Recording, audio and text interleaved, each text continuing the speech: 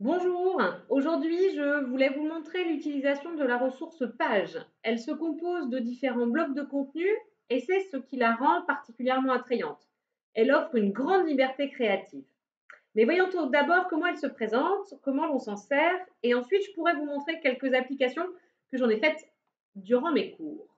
Première chose, on va commencer par ajouter une ressource. Donc je suis dans 00 mes ressources, l'endroit où je travaille.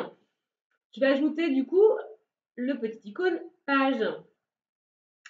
Elle se présente de la façon suivante, elle est vide. Quand vous arriverez, vous pouvez évidemment en modifier le titre. Je me sers de cette page notamment comme accroche de cours pour faire une présentation un peu globale.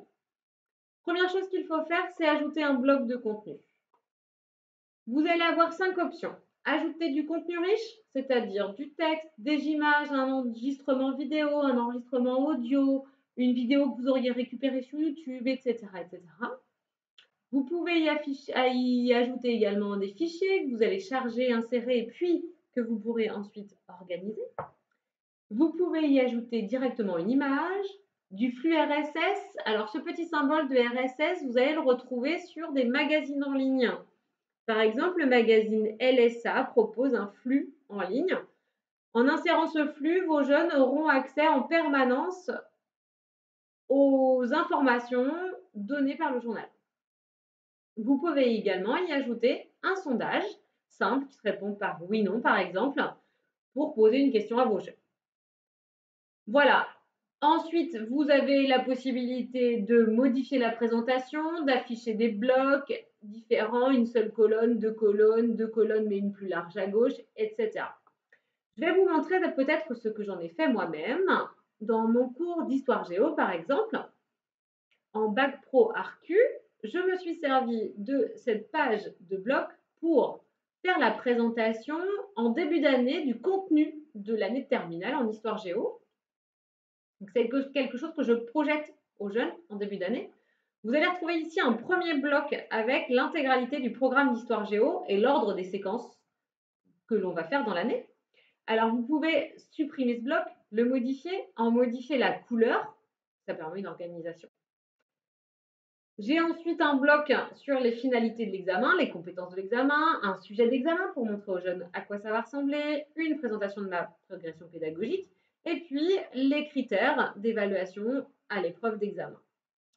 Ça, c'est ce que je projette en cours. Les jeunes n'interagissent pas. L'autre exemple que je voulais vous montrer, c'est le fait que les jeunes peuvent interagir. Je me sers notamment de la page pour travailler en groupe. Ici, on a un travail de groupe sur le pluralisme des croyances et la laïcité. Je vais demander à ma classe de faire 5 groupes. Je propose ici 5 articles traitant de la laïcité et je vais demander à chaque groupe de choisir un des articles et de faire un résumé pour les autres. Alors, on a également un cours sur les États-Unis, par exemple, conflits et crises de la guerre froide. Il y a énormément de crises pendant la guerre froide et je ne peux pas tout faire pendant les cours, je ne peux pas tous les présenter. Par contre, nous pouvons travailler dessus. J'aime ce côté collaboratif que l'on peut avoir dans une classe. Ici, j'ai choisi un premier bloc de contenu dans lequel moi j'ai mis les consignes et ensuite j'ai ajouté des blocs dans lesquels je n'ai mis que les titres. Les jeunes devront ajouter les acteurs de la crise, un résumé des événements et y inclure au moins une carte et une image. Pour ce faire, les jeunes doivent avoir la possibilité de modifier ma page.